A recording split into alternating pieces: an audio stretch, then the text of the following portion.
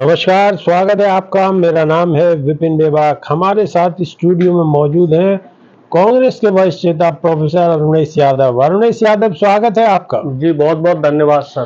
Professor Arunesh Yadav, Jammu Kashmir और हरियाणा का चुनाव हो जाने के बाद ईवीएम का जिन्न फिर बोतल से बाहर निकल आया है। क्या कहेंगे? फिर सवाल उठ रहे हैं ईवीएम पर। देखिए, इसमें एक महत्वपूर्ण जो पेच है, एक महत्वपूर्ण जो इसमें बात है वो ये है कि जहां जहां भी बैटरियां 99% तक चार्ज होती हैं, इत्तिफाकन वहीं बीजेपी क्यों जीतती है।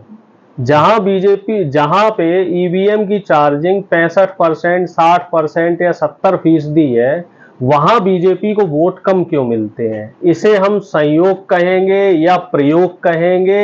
अच्छा प्रोफेसर, मैं रोकना चाहूंगा मैं थोड़ा सा आपको कि अभी अभी एक खबर ब्रेक हो रही है और वायरल हो रही है। आपके जो छत्तीसगढ़ के मुख्यमंत्री हैं, पूर्व मुख्यमंत्री भूपेश बघेल, वो कह रहे हैं कि अगर ईवीएम की बैटरी को बाजार में लॉन्च कर दें तो एक अच्छा बिजनेस मॉडल खड़ा हो जाएगा, क्योंकि पूरे दिन बैटरी के बाद भी, यानी वोटिंग के बाद भी ईवीएम की बैटरी 90% तक चार्ज पाई गई है। आजकल तो इलेक्ट्रिक व्हीकल का जमाना भी है। दुनिया भर में बैटरी खूब चलेगी, खूब बिकेगी, अच्छा व्यापार होगा, देश तरक्की करेगा, दुनिया में नाम होगा, मान होगा, सम्मान होगा। क्या कहेंगे? ये एक तीर से दो निशाने साधे बघेल साहब ने। भूपेश बघेल जी का सीधा सीधा तंज ये है कि कोई भी इलेक्ट्रॉनिक आइटम है जो बैटरी से चलता है, जैसे मोबाइल फोन हो या फिर आपकी कार हो, इलेक्ट्रिक कार, इलेक्ट्रिक बाइक, आप उसे चाहे इस्तेमाल ना भी करें, फोन आप सुबह चार्ज करते हैं तो दोपहर में बिना इस्तेमाल करे ही उसकी बैटरी 10-15% घट जाती है, आप चाहे इस्तेमाल भी ना करें। और यही आलम कार का है, मोटरसाइकिलों का है। तो और बैटरी, मैं तो कह रहा हूं बिना इस्तेमाल करे घर पे जो बैटरी सेल होती है वो भी खराब हो जाती है महीने में। बिल्कुल सही कह रहे हैं। लेकिन ये ईवीएम की बैटरी में ऐसा क्या जादू है, ऐसा क्या तिलिस्म है, ऐसा क्या चमत्कार है? इस बात का जवाब या तो चुनाव आयोग दे सकता है, या प्रधानमंत्री जी दे सकते हैं, या बीजेपी पार्टी दे सकती है कि पूरे 12 घंटे बैटरी यूज होने के बाद भी 99% बैटरियां रह जाती हैं। और निश्चित तौर पे इस बैटरी में को बनाने में जो भी मटेरियल यूज हुआ है नायाब है। इस मटेरियल का हमें सबसे पहले तो पेटेंट कराना चाहिए, फिर उसके बाद इन बैटरियों का पेटेंट कराना चाहिए, और निश्चित तौर पे कॉमर्शलाइजेशन होना चाहिए इनका, और इनको युद्ध स्तर पे बना के सब जगह लॉन्च कर दो, कार में भी, मोटरसाइकिल के लिए भी, मोबाइल के लिए भी। तो इंडिया बैटरियों की सबसे बड़ी मंडी बन जाएगी। आपके सवाल को एक बल और मिला है। एलन मस्क ने जब से कहा है कि ये ईवीएम हैक हो सकती है, ईवीएम से चुनाव नहीं होना चाहिए, तो तब से भी आपके सवाल को और बल मिला है। देखिए साहब, सीधा सीधा सवाल ये, कोई भी इलेक्ट्रॉनिक डिवाइस है तो इलेक्ट्रॉनिक डिवाइस को आप हैक कर सकते हैं। बड़ी बड़ी ईवीएम मशीन, एटीएम मशीनें हैक हो जाती हैं, बड़ी बड़ी कंपनियों के सॉफ्टवेयर हैक हो जाते हैं, यहां तक कि हमारे देश का जो रक्षा विभाग है उसकी वेबसाइट तक चाइनीज कंपनियों ने हैक कर ली थी। तो फिर ईवीएम तो एक छोटी सी मशीन है, और अगर ये हैक नहीं हो सकती तो अमेरिका जैसा देश, ब्रिटेन जैसा देश, रूस जैसा देश बैलेट पेपर से चुनाव क्यों करवा रहा है, ईवीएम मशीन से चुनाव क्यों नहीं करवा रहा?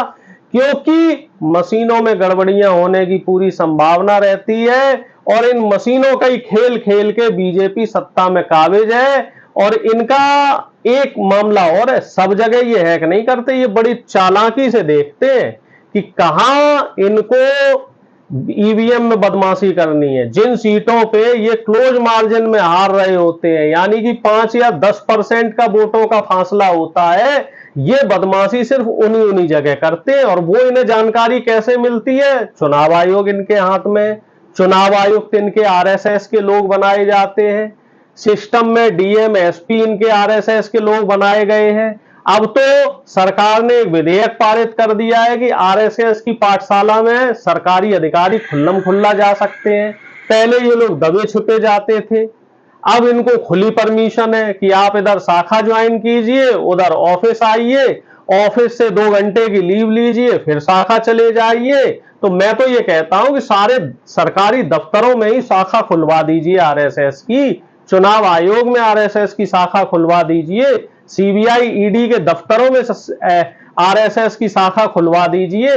ये एक तरीके से जो जनता को बेवकूफ बनाने का काम बीजेपी कर रही है, तो वो क्यों कर रही है? आप खुल के कर लीजिए। जब आपको मशीनों में बेईमानी करनी ही है तो आप खुल के बोल दीजिए कि चुनाव क्यों कर रहे हो, हम ही सरकार में रहने हैं, हमें ही सत्ता दे दो। ये लोकतंत्र का जो एक ड्रामा और ढकोसला बना रखा है उसको खत्म करो। क्यों जनता को बेवकूफ बना रहे हो? क्यों विदेश में लोगों को बेवकूफ बना रहे हो? विदेश के जो देश है, पूरा हमारे यूरोप के और अमेरिका के जो देश है, वहां जाके आप बड़ी बड़ी सत्य और अहिंसा की बातें करते हो, गांधीवादी नीतियों की बातें करते हो, और यहां आप आरएसएस के छल और प्रपंच से काम करते हो। यहां आप सावरकर और गोडसे जैसे लोगों को पूजते हो। बाहर जाके आपको महात्मा बुद्ध, महात्मा गांधी और अंबेडकर को पूजना पड़ता है। तो ये दोगला और दोयम व्यवहार क्यों? मुंह में राम बगल में छुरी क्यों? जो आपका चरित्र है उसको सबके सामने उजागर करो ना, खुल के बोलो ना साहब, डर किसका है आखिर? तो प्रोफेसर, आप ये सवाल लगातार ये सवाल आप बीजेपी पर उठा रहे हैं, आरएसएस पर उठा रहे हैं, तो हमारा ये आपसे जानना है और ये कहना भी है कि अगर इतनी सारी दिक्कतें इधर हैं तो क्या आप पब्लिक को समझाने में असफल रह पा रहे हैं? आप पब्लिक को नहीं समझा पा रहे हैं, देश की जनता को नहीं समझा पा रहे हैं? देखिए साहब, जनता समझी पड़ी है, जनता बहुत समझदार है। अगर जनता समझदार नहीं होती तो इन्हें दो टांगों की बैसाखियों पे नहीं लटकाती, इन्हें 240 सीटों पे नहीं छोड़ती। जनता को आप दोष नहीं दे सकते, जनता बहुत समझदार है, जनता बड़ी महान है। ये मोदी जी को इनकी हैसियत याद दिलाना चाह रही है। अब आप देख लो, मोदी जी महीने में 20 दिन विदेश में रहते हैं, सिर्फ चुनाव के समय चुनावी रैलियां करने या फिर फीते काटने के लिए देश में मिलेंगे। बाकी समय जब सवाल जवाब करना होता है, जनता के बीच में मुखातिब होना होता है, तो मोदी जी गायब हो जाते हैं और झंड कराने का काम या फिर जनता के सामने भद्द उतरवाने का काम इनके उन विभाग के मंत्री करते हैं, चाहे वो रेल मंत्री हो। आए दिन देखो साहब, अब तो लोकल ट्रेनें भी गाड़ी से उतर रही हैं, कहीं पैसेंजर ट्रेनें टकरा रही हैं, कहीं सुपरफास्ट ट्रेनें टकरा रही हैं, कहीं वंदे भारत ट्रेन में जो है सावर हो रहा है। आप देख रहे वंदे भारत ट्रेनों में पूरा वाटर लीकेज की समस्या आ रही। एक वंदे भारत ट्रेन ऐसी थी जिसमें सांप आ गया, भाई साहब सांप डांस कर रहा है गाड़ी के अंदर। तो ऐसी ऐसी विचित्र काम बीजेपी की सरकार में हो रहे हैं, और जवाबदेही कौन लेगा? क्योंकि मोदी जी फरार हो जाते हैं। मोदी जी सिर्फ उद्घाटन करने के लिए, फीता काटने के लिए प्रकट होते हैं, और बाकी समय जनता के सामने ये मंत्री लोग पहुंच जाते हैं, इनके पास कुछ है नहीं, और जनता को बस घुमाने घुमाने का काम कर रहे हैं। खुद बताओ, संविधान के लिए बातें करते हैं और सरकारी नौकरियों में आरक्षण नहीं दे रहे आप।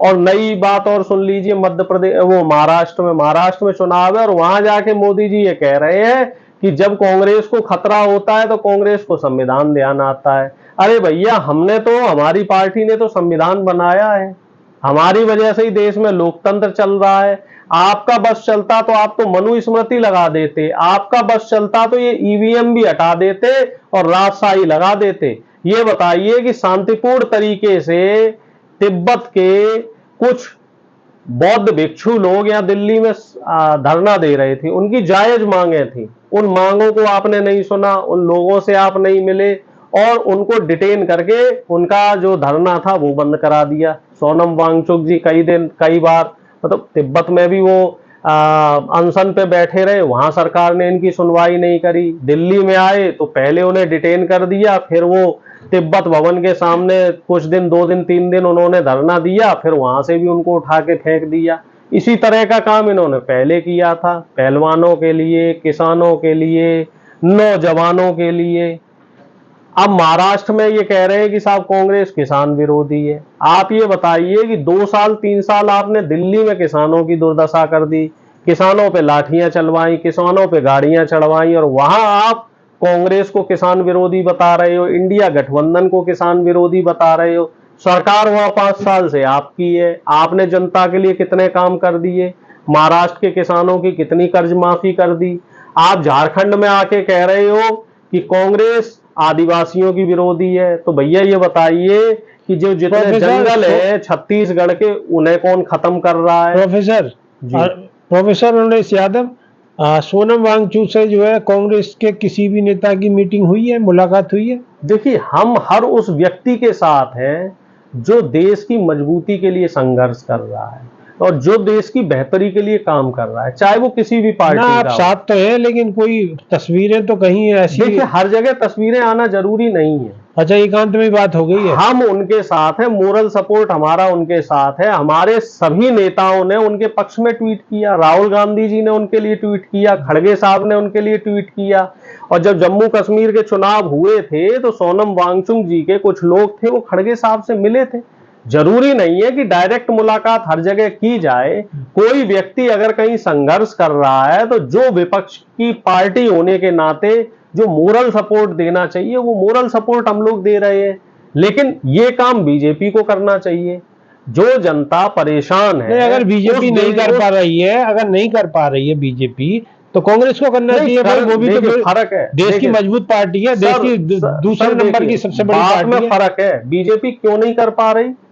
ना कर पाना और ना करना, दोनों में फर्क है। हम नहीं कर पा रहे हैं तो समझ में आता है क्योंकि हम विपक्ष में हैं, हमारे पास सीमित साधन संसाधन है। वो करना नहीं चाहते, वो नहीं करना चाहती, इसीलिए हम जनता की आवाज उठा रहे हैं और उनसे सवाल कर रहे हैं। उनको संसद में भी घेर रहे हैं और उनपे सड़क पे भी उनपे आंदोलन के जरिए उनकी घेराबंदी की जा रही है। लेकिन किसी ना किसी कांग्रेस के बड़े नेता को तो कम से कम सोनम वांगचुक जी से मुलाकात करनी चाहिए थी, और वो सोशल मीडिया पर कम से कम वो तस्वीरें वायरल हो। सोनम वांगचुक जी से हमने बताया ना कि उनके प्रतिनिधि खड़गे साहब से मिले थे, ठीक है, और चुनाव की व्यस्तता थी, इस वजह से उनसे मुलाकात नहीं हो पाई।